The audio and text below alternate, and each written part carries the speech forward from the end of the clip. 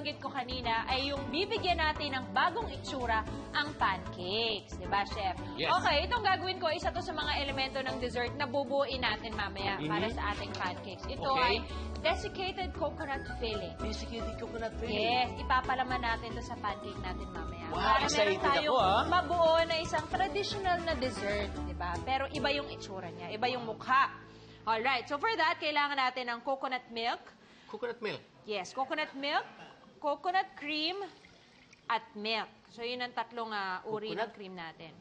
So first, this is milk. Cream. Ito yung cream. Yes. Cream. Coconut cream. Yung unang gata.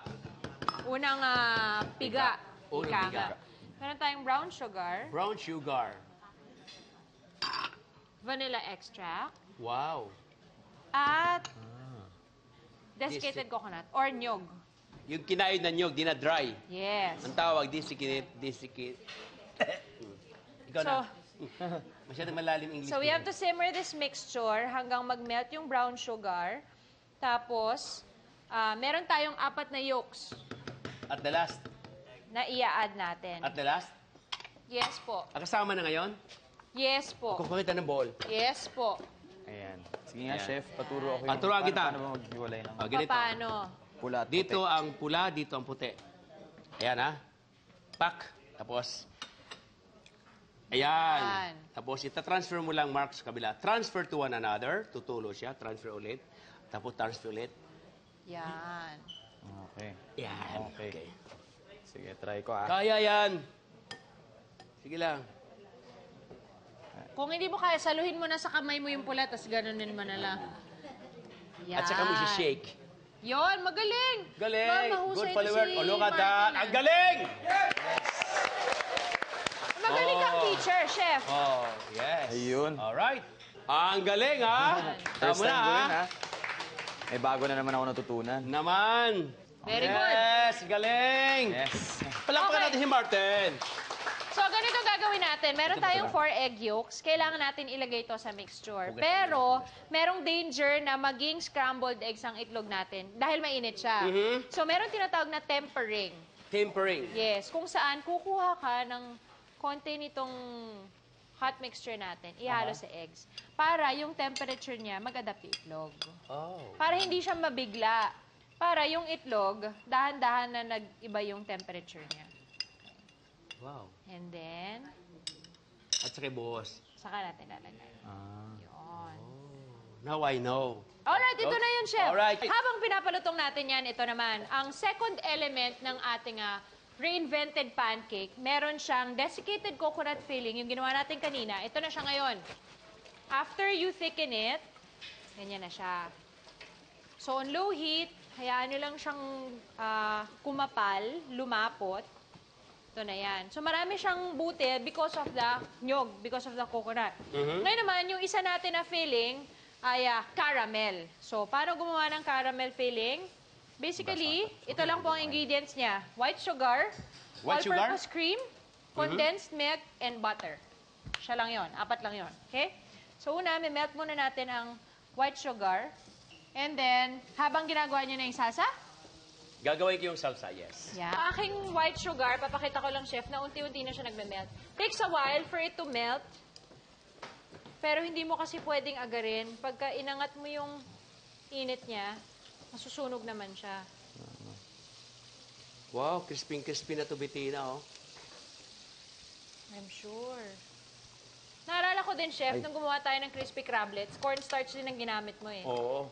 Sabi mo nga, kasi Ayan. mas light yung coating niya, mas malutong. Oh, ipakita ko lang, chef, yung ating sugar, di ba?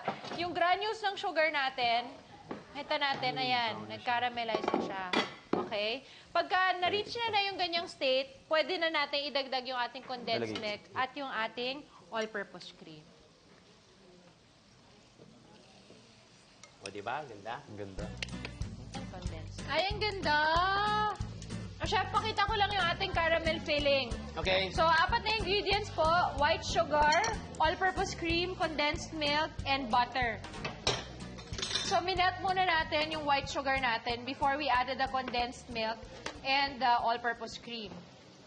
And then, finally, yung butter. So, you have to thicken this lang hanggang sa ma-reach mo yung consistency na spreadable na siya. And as promised, ito na nga, bibigyan din natin ng ibang version ang pancake na nakasanayan na. Para may iba naman, gagawa tayo ng inipit-style pancakes with caramel and desiccated coconut filling! Galing, inipit. Yes!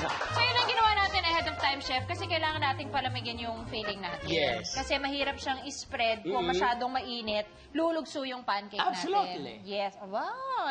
English, ha? So ito yung ating desiccated coconut filling at ito yung ating homemade na caramel. Wow. Alright. So ngayon, gagawin natin yung ating pancake from Okay. scratch din. Yes. So meron tayong flour, Yes. baking powder, milk, sugar, egg, and butter. Wow. Okay. So, Alright. mix lang. So, mix ko lang, Chef. Oh, si Martin ang helper mo ngayon, sous chef. Ayan, sige. Ako yung guest ngayon, okay ba? Ngayon, yung milk natin. Huwag ako rito. Yes, please. Yan, sarap ng buhay ko, di Buttermilk ba? ang ginawa natin, Okay. Chef. Trabaho kayong dalawa.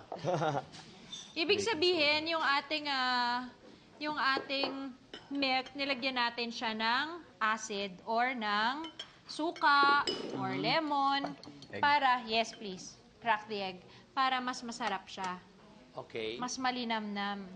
Pag may suka, Pagka ginawa nating buttermilk yung milk natin. So, we add the acid dun sa milk. okay. Okay. Kulang tayo ng konting water. Bagay silang dalawa. A little at a time lang. Okay. Hop. I think we'll make one. Manood ako para matuto ako. Sige. So now, Ay, yan. hindi yan pala. Sorry. Dito ka sa frying station, Chef. Okay, so brush. Yes, please brush the pan with butter, melted butter. Yes. Melted butter. Yeah. Yan. So mapapansin natin pag overheat, huwag masyado para hindi masunog kagad. So madali lang gumawa ng pancake, di ba? Hindi mahirap gumawa ng pancake. Pagsasabayan na natin siya. Yeah. There you go. This is a challenge for you guys. Sige. This is your Kaya. graduation, right? Yeah. Pag nagawa ko to, You know, you have to use the Achievement. left hand. Right? okay.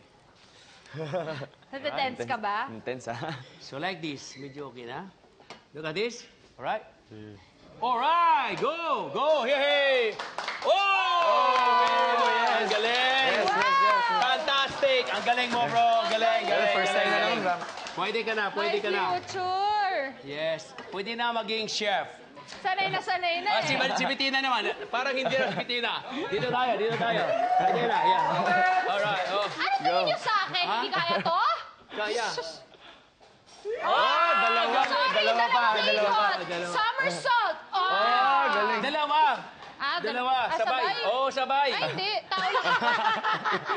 Kaya sabay, sabay. Kaya. May limitasyon din Kaya, ako. kaya. Sabay. Ganyan, oh, di ba? Oh. Ikaw, sabay, sabay. May sabay yung mata ko. Oh, galing! Galing! Oh, luto Nadala na. sila sa sigaw eh. Mars, luto na, Mars. Sila eh. Luto na. Luto na? Galing. Luto na. So itong unang dalawa, itrim ko muna ha. Mhm. So ayan, meron na tayong 3 layers, Chef. Ah. Okay. Yung una, lalagyan natin ng coconut. Okay.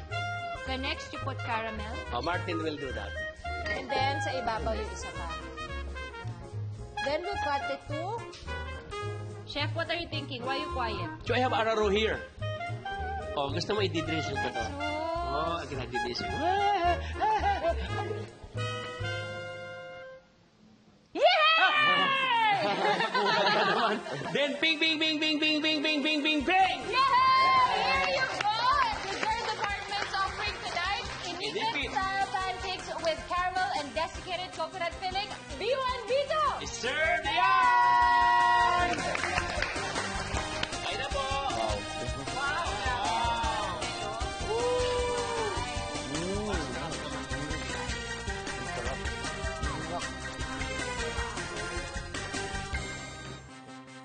Martin, eto na, dessert na. Kamusta naman?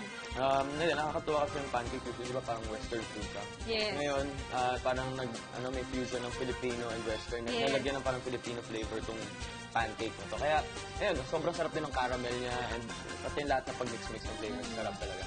at saka ikaw gumawa. Paano mo hinagis, di ba? Ay, oo. Proud na proud siya lalo doon. Inulit-ulit din naglalaro niya. Oo, kayang-kaya na niya on his own. Yes, diba? that's right. Ayan, kayo po ba nag-enjoy? Hindi rin lahat. Ha? Ayan. We hope na nasarapan ka, Martin, sa mga pinatikim namin sa iyo. At syempre, maraming salamat sa iyo. At syempre naman, Mark, meron ka bang Ipa-plug? Ipa-promote? Ayun, inimbitahan ko po kayo sa bagong bukas na bar ko, sa mga Armory, sa may Congressional Extension, malapit sa Katipunan. Pangalan niya, open siya from mga 7 p.m. to mga 3 p.m. Ano pangalan? The Armory. The Armory. Ito yun ang rustic, underground feel na bar. Saka mga craft cocktails yung kayo pumunta. Nagpapasalamat din tayo sa mga kapuso natin na narito ngayon sa studio. Sana ay nabusog kayong lahat sa mga pagkaing kinain namin at kung bitin kayo, palagi lang tumutog sa pinakamasayang programa sa GMA News TV tuwing linggo. Idol sa Kusina!